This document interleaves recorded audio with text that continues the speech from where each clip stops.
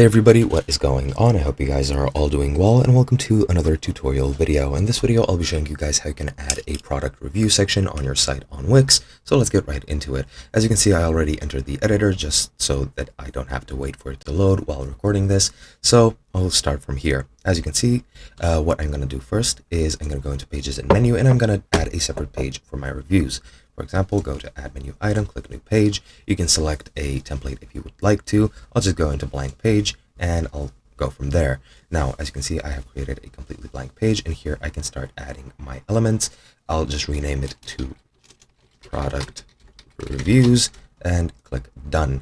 I'll drag it all the way to the bottom, and now we've created our new page and renamed it. From here, you can do a couple of different things. If you already have the product reviews on another site, you can very easily copy the HTML code of that site by going right click and inspect element and copying everything that is there. Then you need to go into add elements, click on embed code, then go to popular embeds, and you can just click here on embed HTML.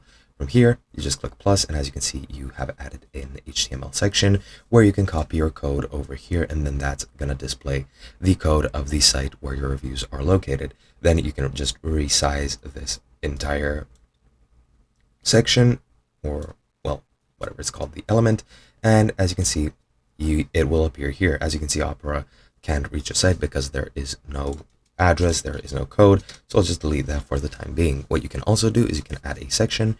For example, if I go here, you can go into an AI generator and enter a prompt to add a product review section, or you can go to testimonials over here, and as you can see, you have a couple of templates which you can use.